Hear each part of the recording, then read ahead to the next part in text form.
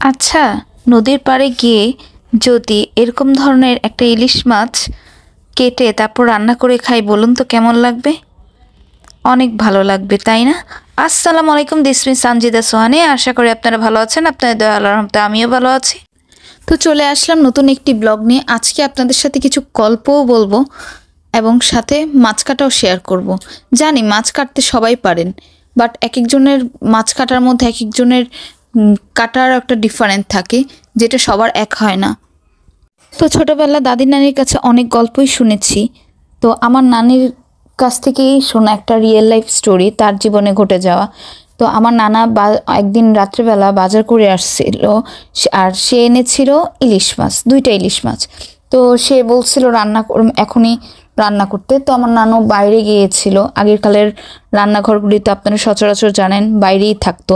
তো সে ঠিকই রান্নার প্রস্তুতির জন্য সব কিছু কেটে বেছে রান্না করতে গেছিলো। তো রান্না তো সে করতেছিল, রান্না করতে করতে একটা মানুষের মতোই আকৃতি তার দিকে হাত পাতলো। তো যেই সে হাত পাতলো, সে তার মাথায় অনেক বুদ্ধি ছিল, সে খুন্তি দিয়ে ছেঁকা দিল। আর কি আশ্চর্য ঘটনা জানেন, পরের দিন সকালবেলা সে বুঝতেও পারে নাই এই ঘটনা, সে কারো কাছেই বলে নাই। বাট সকালবেলা সে ঘুম থেকে উঠে দেখলো কি একটি কাক ঠিক মাটিতে পড়ে আছে। তখন বুঝতে পারলো যে সেটা কোনো মানুষের কোনো আকৃতি ছিল না বা অন্য কেউ ছিল না।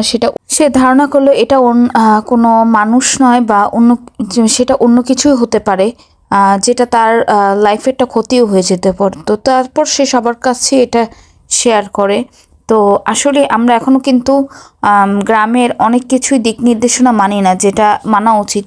কোনো সময় মাছ রাত্রেবেলা কেনা উচিত না, বা সেটা কিনে এনে রাতেই রান্না করা উচিত না, যেটা অনেক ধরনের প্রবলেম হতে পারে। আমি জানি না এটা কয়জন বিশেষ করেন কি করেন না, কিন্তু এই জিনিসগুলি এখনও গ্রামে এটা নিয়মকানুন পালন করা হয়। তাই হয়তো বা মানুষগুলি এখনও মোটামুটি আল্লাহর রহমতে ভালো আছে। আমরা শহরের মানুষ অনেক কিছুই টাইম মেনটেন বা অনেক কিছুই রুটিন ফলো করতে পারি না। তারপরও এই দিক থেকে আমি বলবো সতর্ক থাকতে।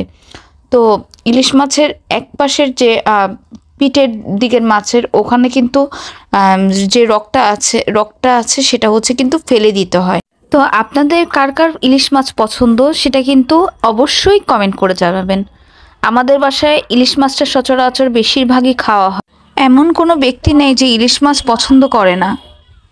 খুব কম মানুষই আছে যে ইলিশ মাছ পছন্দ করে না। বেশিরভাগ মানুষই কিন্তু ইলিশ মাছটা পছন্দ করে আর খেতেও ভালোবাসে। আর এইটার প্রচলন দেখা যায় পহেলা বৈশাখ যখন আসে, তখনই কিন্তু ইলিশ মাছটার প্রচলনটা, মানে মানুষ ঝোঁকটা বেশি করে ইলিশ মাছ খেতে হবে, পান্তা ভাত, শুকনা মরিচ। আপনারা করেন কিনা জানি না, বাসায় এইটা করাও হয় প্রত্যেক পহেলা বৈশাখী। আর আর সব মাছের স্বাদ আছে, তারপরও ইলিশ মাছের স্বাদটা একটু বেশি বলা যায়। তো আপনারাও কিন্তু এরকম ছোটোবেলার গল্পগুলো কিন্তু মনে করবেন। আর আসলে এই ধরনের মাছ কাটা দেখলে ছোটোবেলার কথা মনে পড়ে যায়, অনেক দাদি নানির কথাও মনে পড়ে যায়, তাদের গল্পেরগুলোর কথা, তারা তাদের লাইফের জীবনে আমাদের সাথে যা শেয়ার করতো সব কিছুই। এটা মনে করবেন না যে ফেক, এটা কিন্তু আসলে একটা রিয়েল স্টোরি গল্প, যেটা আমার মনে হলো যে আপনাদের সাথে একটু শেয়ার করি। তো কেমন লাগলো মাছ কাটা সেটা তো অবশ্যই কমেন্ট করে জানাবেন। তো আসসালামু আলাইকুম, আজকে এই পর্যন্তই। সবাই ভালো থাকবেন।